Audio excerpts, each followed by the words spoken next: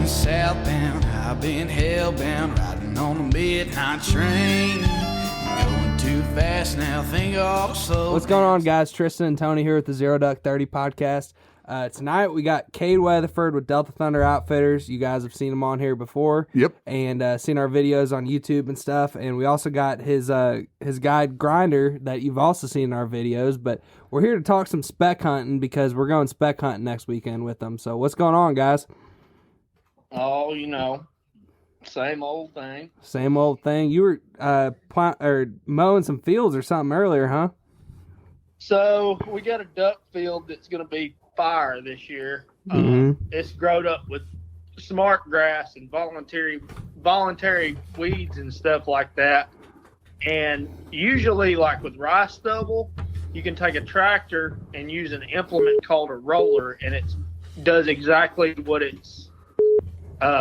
sounds like. It rolls down stubble. Well, with them smart weeds, the stalks are they're not very brittle. Like, they're really stout, and you can't really knock them down flat. So we had to go in there and mow it. Well, the field had been burnt. The undergrowth of the field had been burnt. And so I had to mow it down. That way, when we pump water in it, there'll be some water visible for the ducks. And with that soot underneath that grass, it was an absolute nightmare. But that just goes to show what I do to, when people are like, $200 a gun. Yeah. I'm out there doing that for nothing. Yeah. No, I really do feel like that's reasonable, because there's people that charge that in Florida to go shoot like that or more, to go shoot like divers or something. You know what I mean? Well, and under Biden's administration, you cannot do it less than $200. Yeah. No way. Yeah. No. I mean, I know you've broken down the numbers before, and you get talking, especially farming and all that other stuff. I mean, decoys and dude, guides and. Off camera, I mean, Tristan's got a little bit of video, and hopefully we'll be able to show some of it. But, I mean, y'all, this guy was covered in soot, and his eyeballs were swollen and stuff, just to go out and try to provide some great hunts for y'all this year. I think it's so cool. We looked like we just came out of the coal mine. Yeah, that's what it looked like. Literally, that's the first thing I said. I was like, dude, have you been in the coal mine? For sure, man. If we were mining coal, we sure wouldn't be guiding duck hunting. Yeah, you got that right. Well, I remember when we were just out there for teal season, I remember us driving by those fields and like seeing them burnt black, basically. So, yeah. Well, Grinder will send y'all a video of me mowing and just the cloud behind the bush hog. I got a couple of pictures. It was pretty. Did you take pictures or did you take a video? No, I took pictures. Yeah. Stirring up a freaking dust tornado. Oh man, it was absolutely awful. Well, walk through the process, Kade. Tell people why you're doing what you're doing with that specific type of environment. I mean, compared to like if it wasn't burnt and stuff. I mean, talk about a little bit about that. Well, you have to. If I didn't mow it, yes, the ducks would find it eventually, but I want them to know it's there when they get here, right away from the get-go. Okay. So early in the year, when that stuff gets fresh water on it, it's not brittle. Like the stalk's not rotten. It's really stout.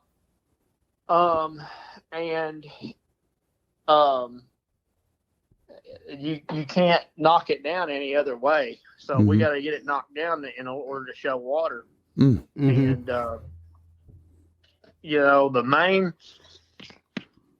when you're doing this and you got people coming and paying you money to hunt, you get a lot of them that understand, that it's hunting.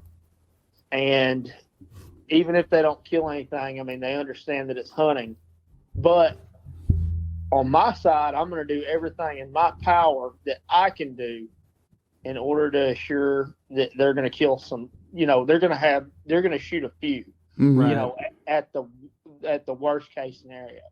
You're gonna have But the in order environment, to right? Make sure that they shoot a few,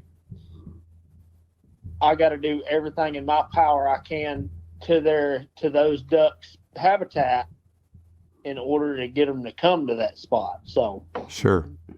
Yeah. and I don't have to do that to every place. If it was rice, if it was burnt off rice, I wouldn't even have messed with it. But smart weeds, I mean, it's waist tall. I mean, it's really tall. And there's no way if you were to roll it over with a tractor, you could roll it over 100 times and it'll stick right back up. Jeez. So that's our only option is to mow it, and it's dry right now, and I can get to it. So I took a tractor in there and mowed it out real good, and that's that. Heck yeah.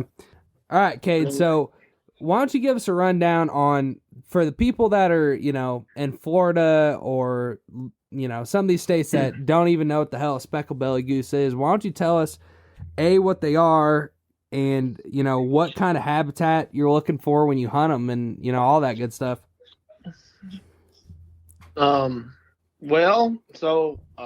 Specklebelly goose or white-fronted goose is it's a goose that we have a lot of them that migrate here. Hold on, I'm trying to figure out the name. Oh, you got like the scientific name for them? No, that's the name, but oh yeah. So you're talking about what kind of habitat Yeah. that they like. So the Dixie Chicks wrote a song called Wide Open Spaces, and that's what they were talking about was specklebellies. Yeah. So to answer that question, I mean, they like wide open stuff. Geese in general, the snow geese and specklebellies, they love to feed in rice fields, bean fields, around me anyway. I don't know what they feed on north of here, but around me, they feed on rice fields. They feed on soybean fields. They feed on wheat fields.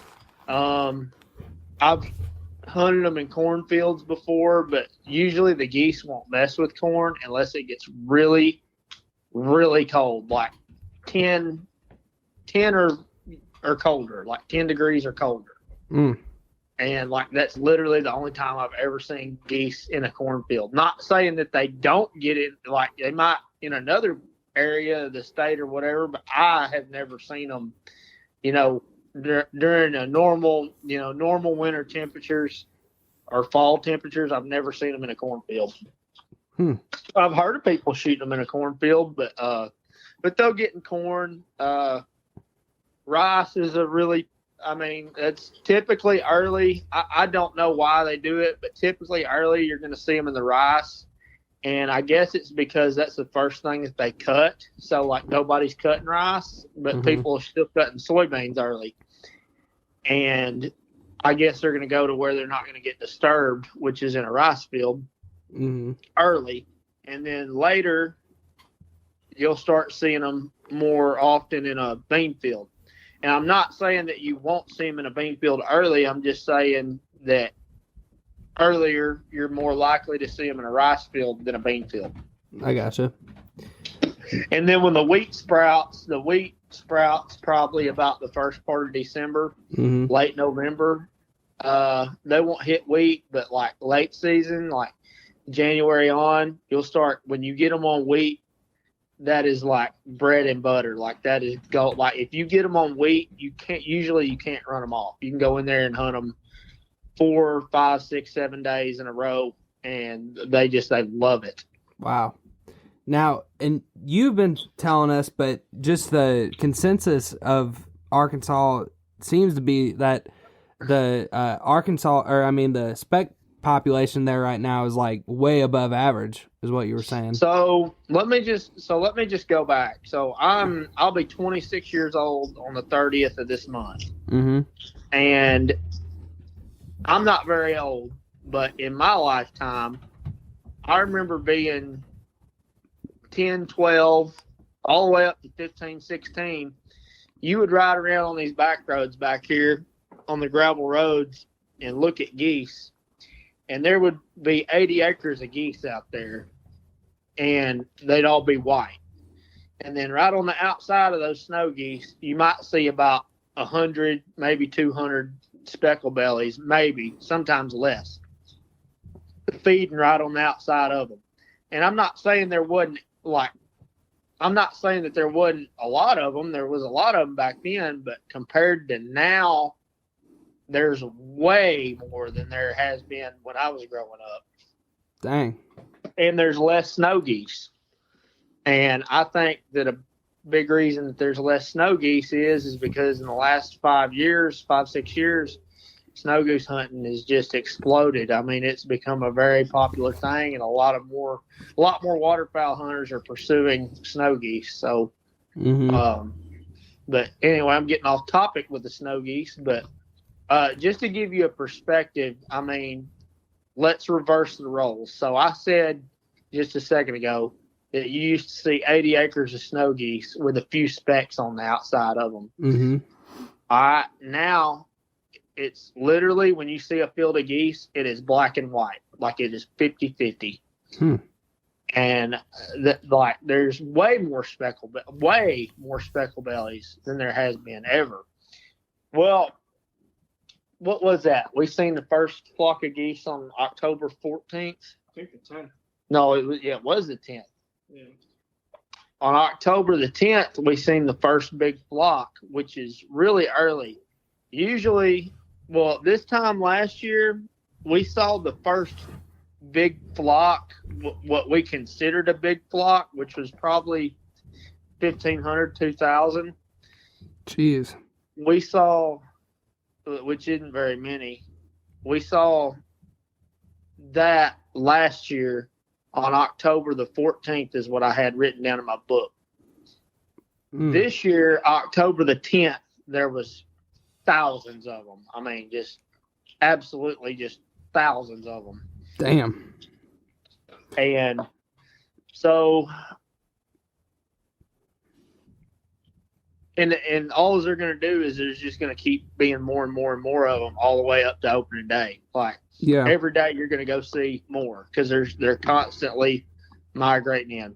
Well, one thing I had asked you the other night off air that I thought was interesting that you said is like, you know, this is their destination is what you were saying versus ducks. You know, they're going all the way down. Some of them are going to freaking Argentina and shit.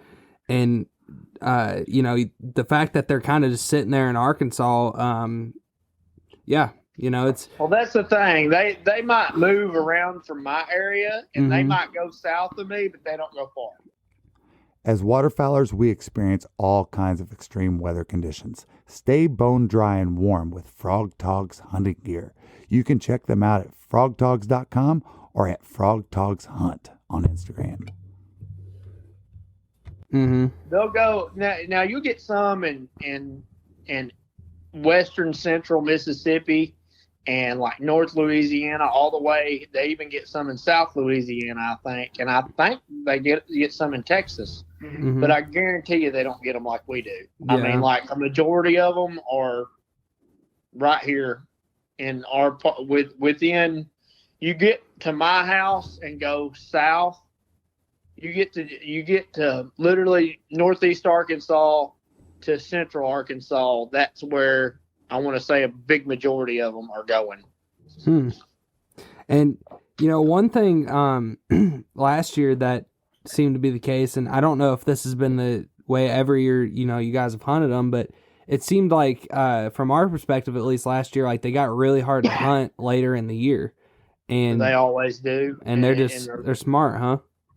Well, the reason why is because there's, like I said earlier, goose hunting has been, so about 2 years ago here, the duck hunting was just absolutely poor. I mean, it was worse than it's ever been. And I'm not going to say the number of ducks that I killed that year, 2020, 2021 season. I'm not going to say the number of ducks I killed that year. But I'll just put it this way. In 2 days last year, we killed more in 2 days last year than we did the entire season that year. Wow. That's crazy.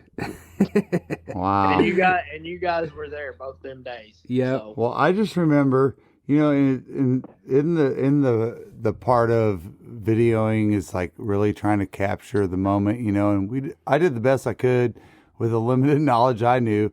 And, if y'all watch that video of the specklebelly hunt, it's almost ear piercing the amount of specks that are in the air. And I got this guy telling me, you better have your butt here because it's going to be better than that. Right. and that's what I'm telling you this year. Yeah, And, I love the whole story behind it. Going back to Mr. Glenn talking about how the world, the land there has changed, over the last 20, 30 years. Do your viewers know who Mr. Glenn is?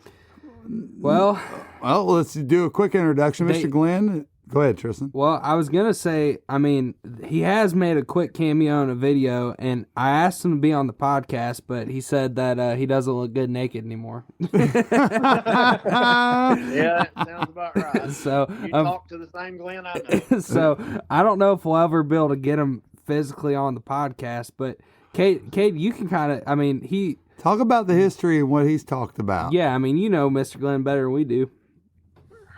Well, I mean, in his time era and my grandfather's time era, when they were my age, there wasn't geese around here at all. Mm-hmm. I mean, if you shot a snow goose, I mean, you really had a trophy there. Wow. My granddaddy guided for Bill Byers, which is a big outfitter down here, or hunting club. I don't know what they are. I think they're a hunting club, but they could be an outfitter. I'm not sure. But he guided for Bill Byers, and he said he remembers the first time he shot a snow goose. I mean, he brought it into town and everything, and was showing people, and it was like you had a trophy. That honestly, and I know Georgia's never going to be the waterfowl state that Arkansas or some of these other states are, but I've heard of a couple people shooting snow geese in in Georgia. Same thing. And it's like it blows up Facebook every time it happens. So I got to imagine that's probably what it was like back then. Well, there's so many of them. If some got off track and went to other states, that wouldn't surprise me. Mm-hmm. But yeah, so. Like and this is like, we're talking 70 years ago, actually less. You go back to the 80s, there wasn't geese around here. Mm-hmm. And just the late 80s, they started getting some, and then the 90s, they started getting a little bit more, and then by the early 2000s, I mean, there was a bunch of them. Nobody hunted them. Nobody knew how to hunt them. Right. People up north hunted them. But they don't ever, nobody around here. I never saw a snow goose decoy until I was 16. I mean, never hunted them. Now we jump shot them, you'd sneak down a ditch and jump them and shoot as many as you could off the ground wherever they were sitting, but when I was in high school, but I never hunted them over decoys. And I met a guy that was guiding with another guy. I'm not going to say any names, but I met a guy that snow goose hunted, and I was just interested because in February, besides snow goose hunting, there ain't nothing to do. Nothing to do in our state. Like literally, when duck season, when snow goose season ends, there is nothing to do. I can only imagine the law. I kind of got into, I was hunting with him, and I was like, you think you could, I kind of want to get into this. Do you want to teach me some stuff? And he said, yeah, I'll teach you some, he showed me the ropes and everything like that, how to hunt them and everything, and how he hunts them. And I went hunting with him, and I was like, I didn't know they made like snow goose, like decoys. Like I'd seen them for sale, like at Max Prairie Wings, but like it'd be like there might be a dozen of them for sale in the whole store, and it was like 3-4 packs, and people buy them just to throw out in their duck spread. Like it wasn't nothing like you see now where people are buying them by the thousands, you know. But so I got into the goose hunting, and I got into the goose hunting when I was about 16, 17. Mhm. I bought my first spread when I was 18. I was sitting at my house, and it was Friday night at like 9 o'clock. And I was looking on Facebook online yard sale, and there was a guy that had a snow goose spread for sale, and I'd saved up every penny I could from guiding duck hunts to buy a snow goose spread. But the problem is, around me, you couldn't buy no decoys. There wasn't none for sale. It's not like you could just buy some locally. Nobody had decoys and stuff like that. Right. So I was looking on Facebook, and I saw this guy had a snow goose spread for sale in Jefferson City, Missouri, Mm-hmm. which is a really long drive from my house. And I messaged this guy. I said, hey, I was like, can you do 1,500? And he was like, nope. And he had it listed for like whatever, like 2,500 or something like that. And I was like, look, I have $1,500 cash. I live in Jonesboro, Arkansas. I will drive right now and come get your decoys. Dang. He said, you'll come right now. And it was 9 o'clock at night. I said, yeah, I'll come right now. He said, okay. He's like, well, I'll be up. You know, he was doing something or whatever, but I got up there. It was late. I mean, late. And I went up there and bought that spread that night, came back. I was so pumped. Had no idea what I was doing, but I was pumped up that I finally got a goose spread in order to hunt. Mm-hmm. And it wasn't even just a huge spread neither. It was like 500-600 decoys, something like that. Mm-hmm. And I drove all the way back. I stayed up all day long going through all of it and stuff and organizing a little bit better. And like, it was like the first part of February too. So like snow goose season was in. Mm-hmm. So then me and my buddies went out there and hunted, and we didn't have a e-collar, but we hunted without an e-collar. It didn't kill anything. And then I saved up some more money and bought an e-collar, and we went and hunted them, and we still didn't kill anything. And I was like, what am I doing wrong? Yeah. And I'm not gonna go into the details about what I was doing wrong, but I'll just say it was a location problem. Mm-hmm. And the guy that, like I said, that I was hunting with that guided, he was like, well, like I'll give you one example. I was doing stuff like this. Like I had my spread set up, and we were sitting in a ditch, and there was a power line that went down this ditch. He was like, that right there is your first problem. He's like, we're sitting directly underneath the power line. And I was like, oh yeah? He's like, yeah. He's like, geese do not like obstacles. And I was like, really? He said, yeah. He said, unless there's a lot of food underneath the power line, they're not going to get underneath it. He said, you'll see fields that are eat up, and every bit of the wheat field will be eat up except for underneath the power line. Huh. Because they don't like to get underneath it. And I was like, huh. So then he gave me a few pointers on that, and I started doing something different. I'll just tell you this, the first time that I got set up on snow geese, we set up, my buddies had been hunting with me for about 10 days. We hadn't fired a shot at a goose. And I was like, guys, just go with me one more time. They were like, all right, well, if we don't kill nothing, we ain't going. He's like, don't worry. And I told him, I was like, don't worry about it. If we don't kill nothing on this hunt, I ain't going again neither. We went out there, and I believe we killed 54 Wow. and one banded Ross goose. And they were like, they were like, the next day, like, they were like, that was freaking awesome, dude. It's like, where are we hunting tomorrow? And like, we hunted every day. And then the next year I booked some flights and I started guiding, but I didn't have an outfit or nothing like that at the time. Like, I was just guiding people on the side to make some extra money. And then the next duck season came, which was 2019, 2020, on down the road. You know, I guided on the side, snow geese on the side for a few years. And then 2019, 2020 came, and I met Colin when I was in college at Arkansas State. Mm-hmm. And I was like, man, I'd like, we were talking, and he was like, you goose hunt? And I was like, yeah, I goose hunt. And like, you don't get it. At that time, goose hunting was still not a big thing around here. Mm-hmm. Well, so you get to that time, and the duck hunting was terrible that year. And like after the first week of season, I was like, dude, screw this. I'm going to start guiding some speck hunts on the side. I didn't have no speck decoys, but I assumed that you hunted them kind of the same way you do snow geese.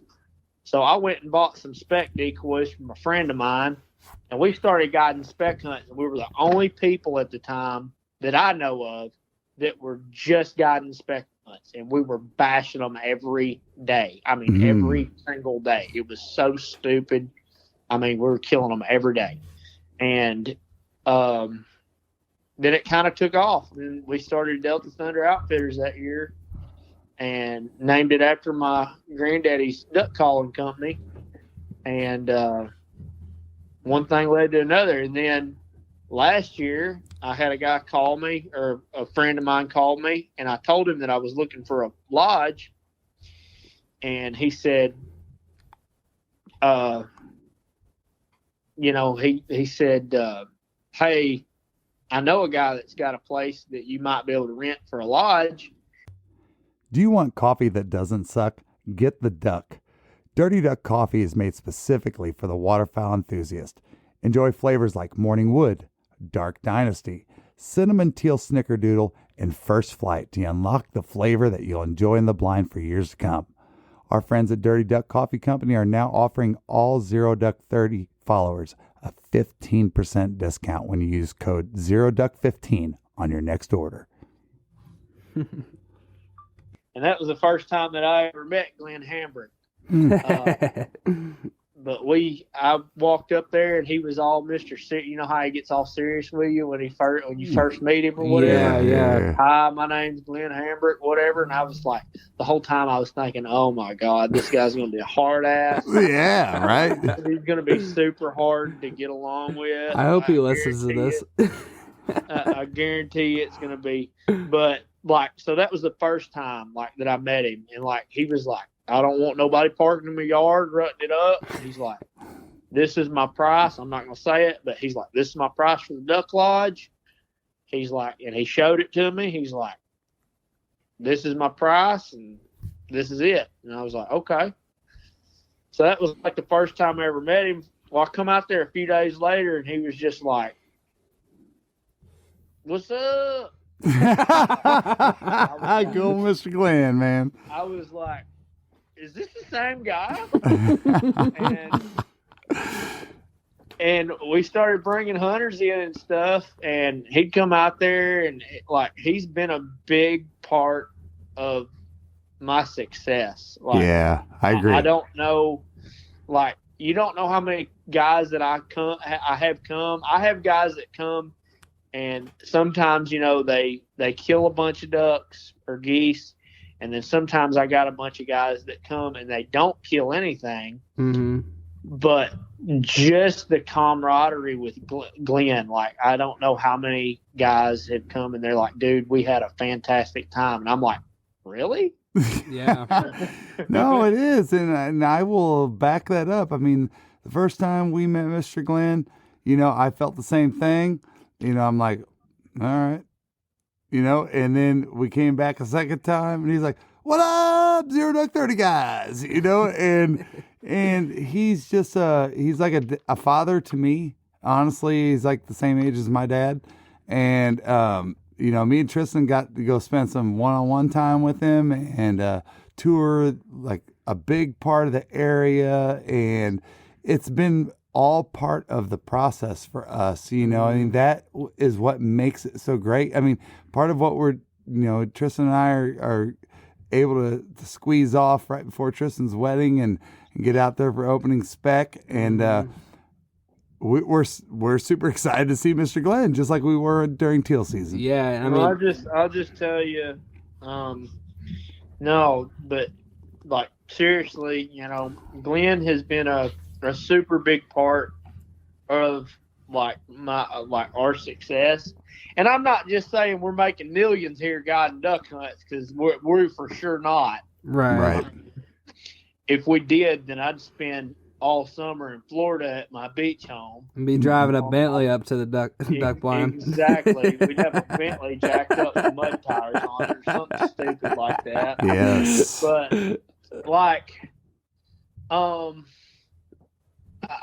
don't know. Like it's part of the experience, man. It's part of the experience, and at the end of the day, it's a guide service. But when people come here, I don't want them to have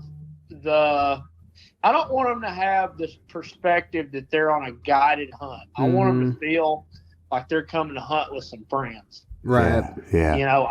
I've got a group of girls that come snow goose hunting with us every year. They came snow goose hunting with me 2 years ago. It was the first time they came. Mm-hmm. It was absolutely terrible. It was miserably cold, and we killed like 7 snow geese. And they were like, "We had a fantastic time. We want to come back and hunt with you next year."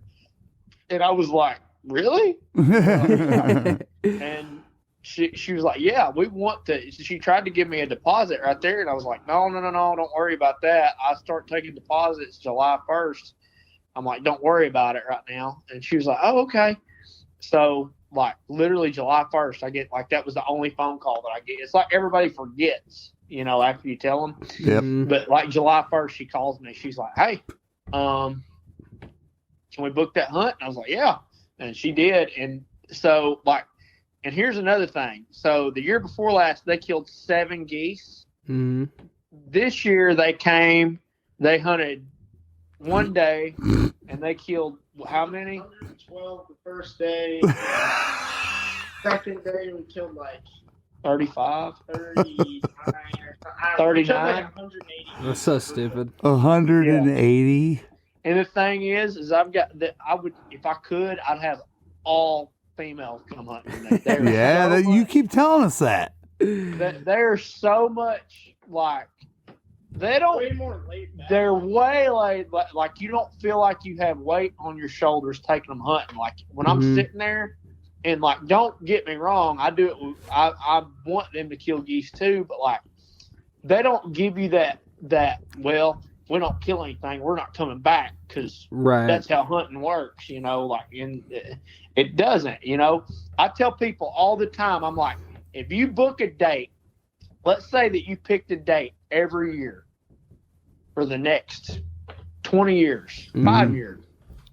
All right, let's just say 5 years. You picked the same date. Let's just say you were going to come hunt on December the 15th for the next 5 years every year. I guarantee you, the first year you might smash them. The next 2 years you might not kill a duck. And then next year it might be mediocre. You might kill a few ducks. But if you keep coming on the same date, eventually you're going to strike gold. Same thing with any guided hunt you go on. If you go on a guided deer hunt at a place in Illinois or Iowa or somewhere like that where there's big deer, I guarantee you, if you keep coming back to the same spot year after year, eventually you're going to hit gold. Right. Yeah. I mean, and it's the same. It's any guided hunt you go on at all. Yeah. Agreed. One thing, Kade, I know you never brag on yourself, but Tony and I will. But you were talking earlier about if worst case scenario things aren't going great, like you're the kind of guy that wants to make sure people have a good time, and we saw it firsthand when we teal hunted with that group from Alabama this year. And man, you guys, you and Grinder had us freaking dying laughing the whole time. And we had a good group come in and stuff, and it wasn't like it was just like terrible or anything. No, I mean, to us, we thought it was pretty good. Stuff, and for all of you that don't realize this, it was an eye opener for Tristan and I this year. We're used to hunting the coastal areas down here, and blue-winged teal is just like regular duck. It's half an hour before sunrise. Mm-hmm. Well, we get there with Kade on that day, and we hear some people shooting off early, and Kade's like, "I'm cheating, son of a guns," or whatever. And I'm like, what are they cheating for? You know, it's a half an hour before daylight. Well, he's like, no, here it's daylight, which I do understand now because we did see other numerous migrational ducks. So I understand why AGFC does that, but you just don't know, you know? Yeah, and just, man, you definitely do a good job of just, you know, if it's slow or whatever, just keeping your hunters engaged and just keeping us all laughing, because that's the number one thing I tell people about Kade is you'll laugh your ass off. Bro, I have laughed harder. I'll tell you, Glenn came up with this phrase right here, and it couldn't do me any better. And Glenn's on the same page. He'll tell all my hunters this too. He said he'll tell you, we cannot guarantee you any ducks. We cannot guarantee you any geese, but we can guarantee you a good time. Yep. That's a fact. Facts. Unless you're just a straight up asshole. Facts. If you're just an asshole, then don't worry about coming back and hunting with me. And you'll know if you're an asshole because you'll never hear from me again. And if you do call me back, I'll tell you I'm full. And then you'll look on Facebook and it'll be like, hey, I need all these damn dates booked. And you'll be like, well, I just asked you about that date. And I'm like, yeah, I'm full on that day. Well, I know what it says, but you're asking me, and I'm full. That's my answer. Hey, y'all, if you want to go somewhere where, you know, if you've been there and you've been like, what happens in this place stays in this place. It's a great place for a guy. Nothing crazy, but, you know, you're going to get access to some of the local amenities, and some of the local amenities may include beverages of a clear matter that you can purchase from local entrepreneurs. Oh, he's talking about the moonshine. Local entrepreneurs. Yeah, there's an old boy there that you can count on him. Go buy you a good old pint of Cache River Panther piss. Yeah, Panther piss. Tastes like hell. Well, heck yeah. Oh, well, but no. So what have you guys done? Like, what's the preparation like from an outfitter's standpoint? You guys are a few, you know, we're getting real close. Yeah, the perspective. God, no, I mean, Spec. I want to know, what are you guys doing? Because Kade, you and I talked a couple weeks ago, and you were like, dude, there's so much work to be done, and Grinder's a big part of it, and all that. Kind of give us a commercial on that. So, like, you don't realize how, like, and we don't get paid to do this. We get paid when hunters are here. That's it. Right. It's not like I got a guide fairy throwing me $100 bills while I'm out there brushing a blind. Right. You know, it's literally, there's so much work. There's hours of work that we put into it just in order to go take people hunting to make some money. Right. And then when you make that money, you got to pay for where you're hunting at. You got to pay for the lease. So really, there's days, months.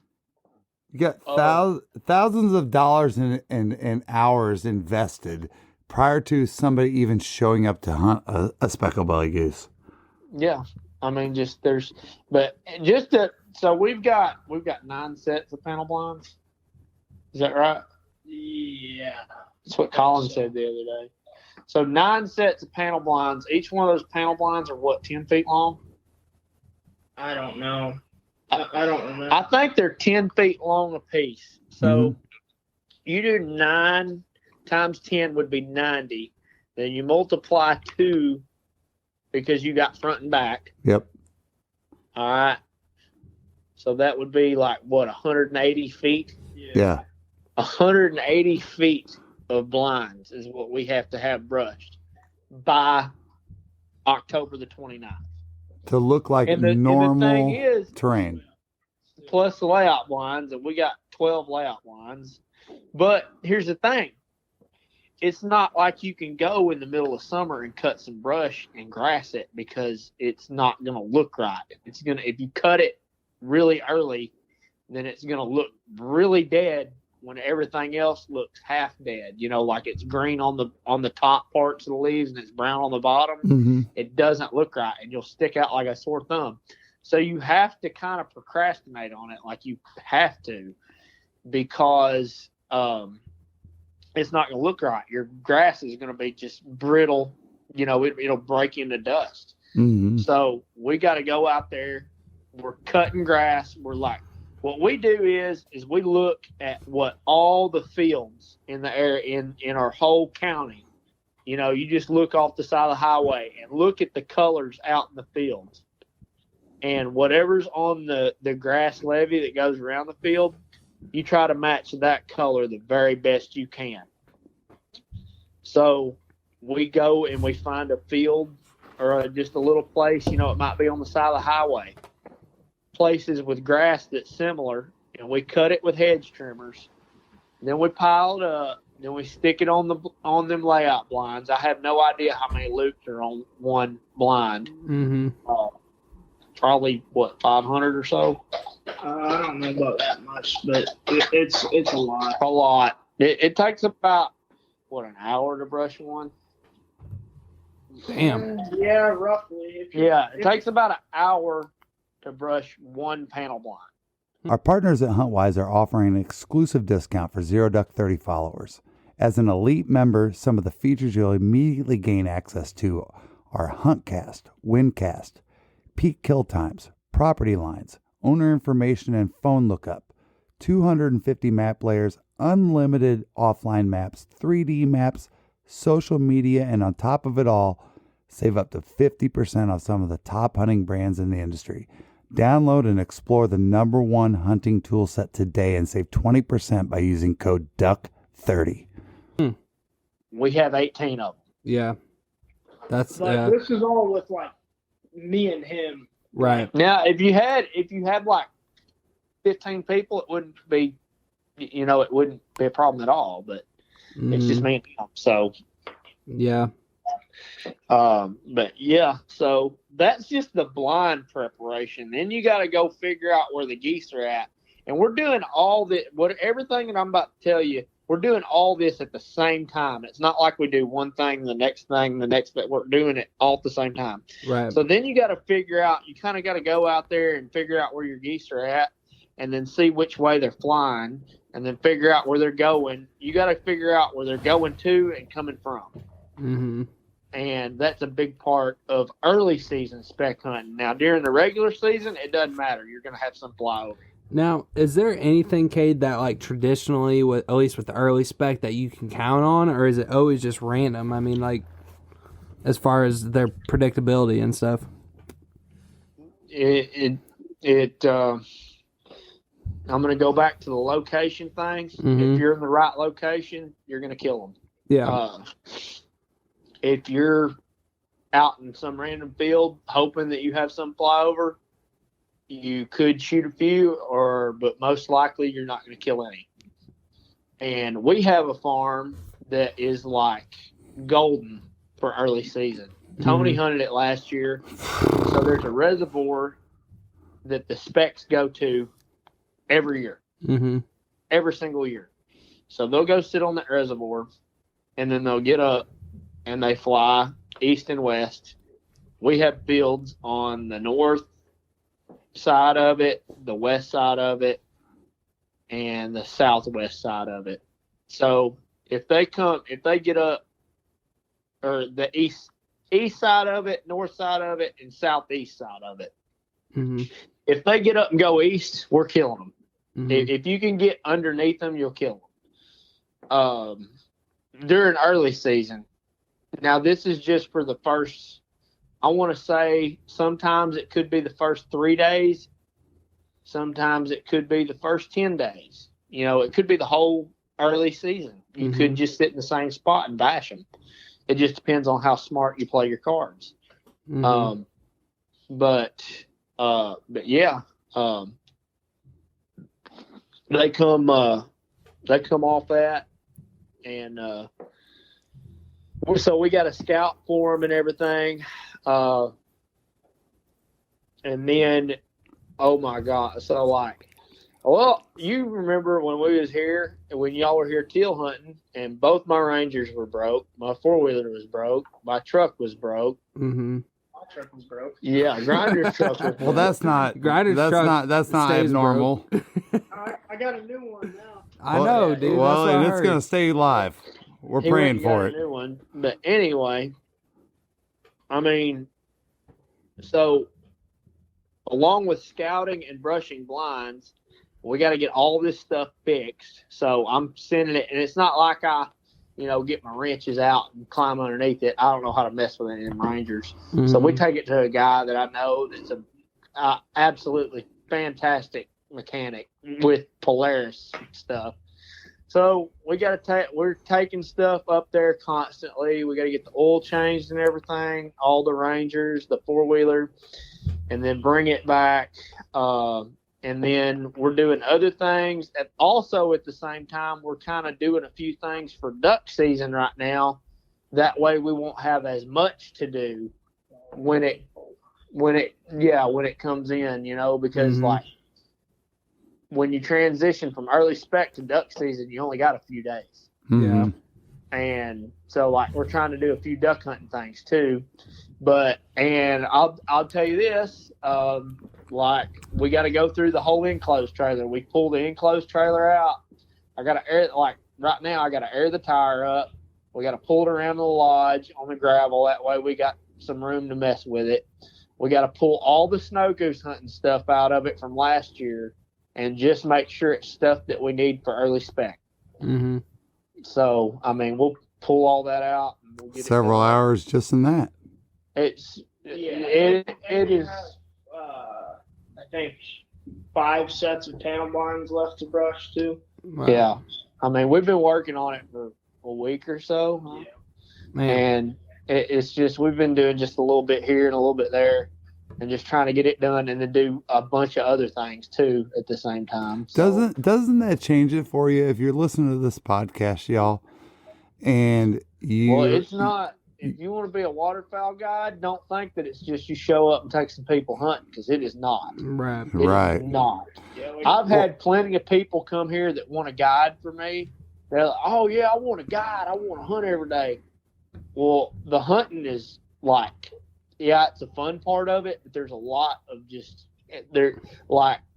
there's a lot of stuff that goes on too that's not very fun. Like, Mm-hmm. Well, we brushed blinds for 10 hours yesterday, and we got less than halfway done.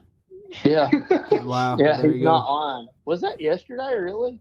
Yeah, that was yesterday. But yeah, we brushed layout or panel blinds. We haven't even got to the layout blinds yet. Well, the point I want to make to all our listeners is that, if you haven't been through this experience before or through a guided waterfowl hunt of any kind, I mean, you're going to have a different perspective on what's going on now.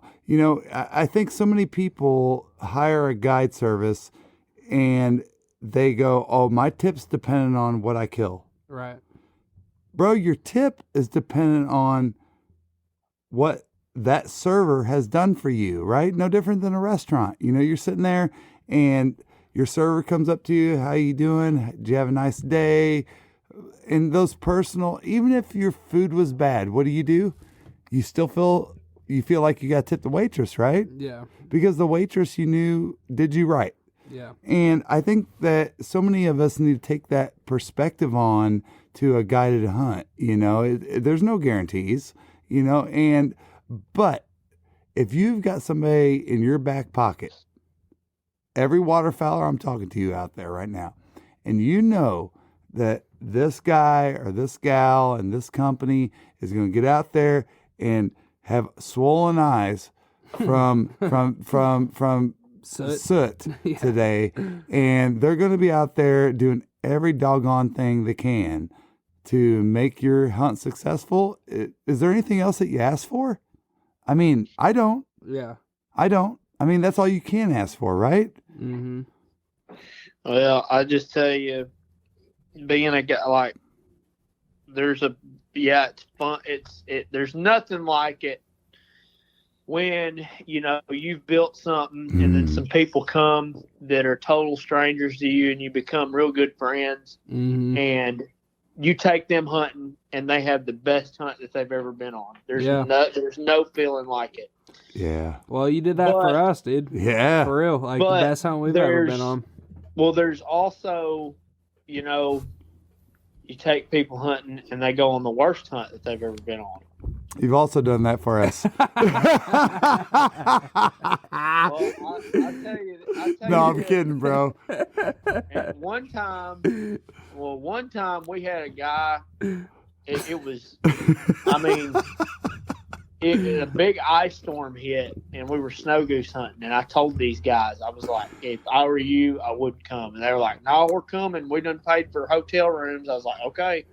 Well, he came hunting. There wasn't a snow goose in the area. Oh. We drilled I found some snow geese on one farm that we had at the time, and it wasn't many of them, but we drilled holes in the ground was froze, so we had to drill holes in the ground in order to get the stakes in the ground for the decoys. Wow. It was so freaking cold. Them guys wanted to sit there. We sat there till about 10 o'clock. And they were finally like, I'm cold. I'm ready to go. They got their truck and they left. You know what we did?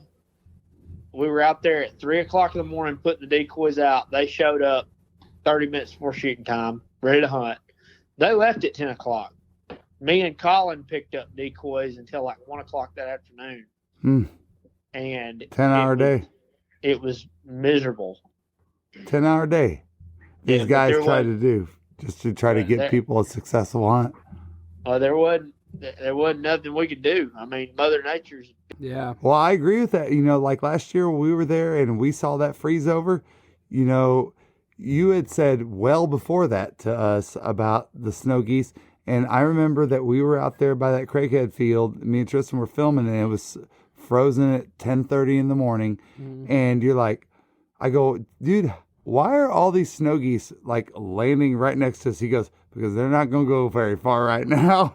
He said they just won't, and they didn't. Sometimes they only moved 100 yards. Yeah, you know, the truck didn't bother them at all. Really, not at all. But man, I don't know why they do that. But when it's cold, they don't like to move very far. They don't. They never do. Heck yeah. Well, Kade, why don't you tell people that are interested listening to this that want to come book a hunt with you, what kind of availability do you have, and you know, what do they need to do to get in contact with you? Every day. Every day, right on. Every single day. And what are the days? It's the 29th, right, through the 15th or something. The October 29th to the 11th. But here's the thing: I say every day because in our setup, we can fit about 24 hunters. Is that right? 24 hunters. Okay. We got three. We can hunt 20, and we've done it before. Last year when you guys came and filmed that spec hunt, we killed a 20-man that first day, and then a 25-man, I think. Second day. That's so nuts. On that Monday, we killed a 14-man, and then on the Tuesday we killed like a 7-man or something like that because I couldn't get nobody to come. On that Wednesday we killed a 33-man, and then on that Thursday we killed a 42-man. Wow. And that was it, 2 per person. Yeah, that's a good That was time. 2 birds a person. Now the limit's 3 birds per person. Yeah, and what do you think? How's that going to affect things? Do you think that's a good thing, or not one bit? It's not going to do nothing because they haven't changed anything. They just made the limit more, but they shortened the season. Yeah, you told me that. I remember before this even happened last year, Kade. You basically said it's like. It's a yin and the yang, right? It's like, you know, you can go a little bit this way, you can go a little bit that way. You can extend the season and keep the limit the same, or you can go 3. And so, what's your opinion on that? It doesn't. Well, I'll tell you this: it's a lot easier to limit out at a 2-bird person All right, He laughed but about it. It's also a lot harder to get people to pay $200 a gun to kill 2 birds than 3. It's a lot easier to get people to say, "Oh, you can kill 3 of them. I'll pay that." Yeah. And Yeah. 2 birds are thinking, "Oh, I'm just going to get to shoot 2 times." But the thing is we give them a show. Yeah. Yeah. You know, I agree with we're that. We're like the strippers of duck guys. We always- You have stripper Always. poles? yeah, I mean, just No, we but- give a show. Cade, but Except Mr. Glenn's out of that now. I gotta say though, as a hunter that came from such a solo background of deer hunting, to be a part of a 25 man, and we say 25 man, it could be woman too, but for 25 people to smoke their ass, bro, that was so cool. It was like a firing line in a war. It was so great. And of course, you know, Kade really goes through the safety procedures and all that kind of stuff and making sure that everybody, whoever shot their goose, it goes right behind them. And he does him and his guys do such a great job of that, of keeping track exactly for legal purposes, who shot what and where does that bird go.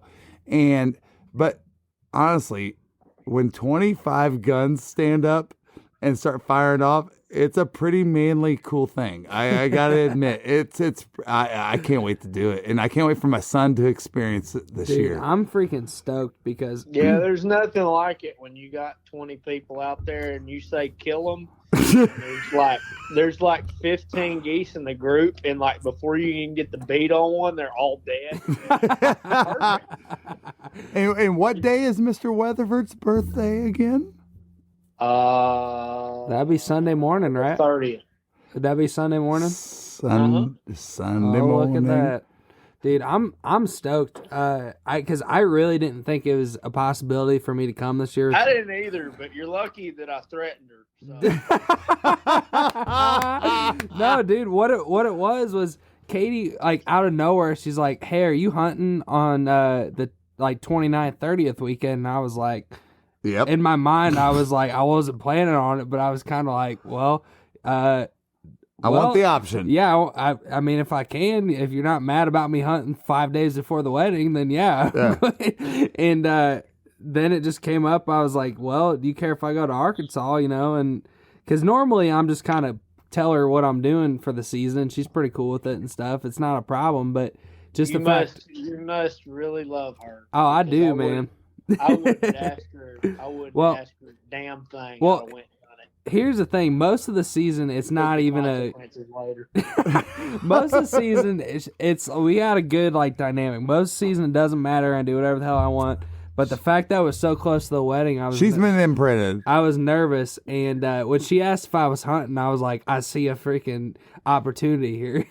Well, so me and Kade this week we've been like, give us an answer. Yeah, I know. We're like, and Kate Well, keeps saying till to last me, night. yeah, up until last night, Kate's like, what the F is he doing? And I'm like, I don't know. Well, I go, I'm bugging you because I'm trying to create a small army here. Yeah. oh well, yeah, we got some Georgia boys coming.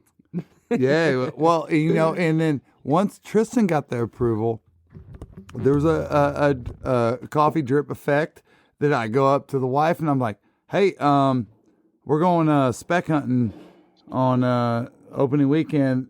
And she goes, what do you mean we? And she goes, that's a week before the wedding. I said, I know, Tristan's going. She goes, oh, Tristan's going? And I was like, yeah, Tristan's going. Yeah, I'm in. I'm in. I'd have told her, even if Tristan couldn't go, I'd have told her Tristan was going anyway. That's great. Well, that's a good trick. that is a good trick. But listen, y'all, if you want to go have one of the funnest hunts of your life, and I mean funnest, I should say, rephrase it, the funnest experience of your life, going and waterfowl hunting, y'all need to look up Kade Weatherford with Delta Thunder Outfitters. I mean, Look, it's real simple. It's really simple. Give me a call at 870-926-7944. Then go up to the courthouse, get divorce papers for your wife. Come on, we got stuff to shoot. Because you're gonna be an addicted booker. Yeah, that's a fact. Man, thanks, Kade, bro. As I've said many times, and I would just like to make this point very clear, there's no endorsements whatsoever between us and Delta Thunder Outfitters. It's just They paid me us. $100,000. Well, I wish we could. We but I probably wish- owe you that, honestly. yeah, but you Yeah, know, right. we're just y'all. We're just a bunch of buddies that we have a great time, and you know, if we didn't have this, maybe we'd be talking about public land or something. I don't know, but we're gracious to have you as a friend, and thank you for the giveaway that you're doing, and you know, there's 2-day hunt with lodging that Kade's throwing in on our upcoming giveaway, and we're thankful to just have a good buddy like y'all and be able to have a good time. Heck yeah. Right on. Well, right on, man. Well, I'm sure we'll be talking to you soon, being that we're hunting soon. And Watch the video, people. Watch the video. yeah, and It's going to be shoot, called Specklebelly. And Grinders, what's that video that Arkansas. Grinder did? that's what I was about to say. Is Grinder has a good video on YouTube? great too, of, video. You guys smoking them too. I don't know when that was last, like right after that, right? It was right after that, a couple weeks. Arkansas Specklebelly Massacre 2022. Yeah. Is that that's the theme this year? Well, like, name it something cool, like Insano Specklebelly Massacre. It should be like Massacre. I like the Halloween theme you're going for. Spectacular Massacre. That's it. It's the Spectacular Massacre. I like it. All right, guys. Y'all take care, man. Thanks a lot for being on tonight. Absolutely. All right. I've been southbound, I've been hellbound, riding on the midnight train. Going too fast now, think I'll slow down.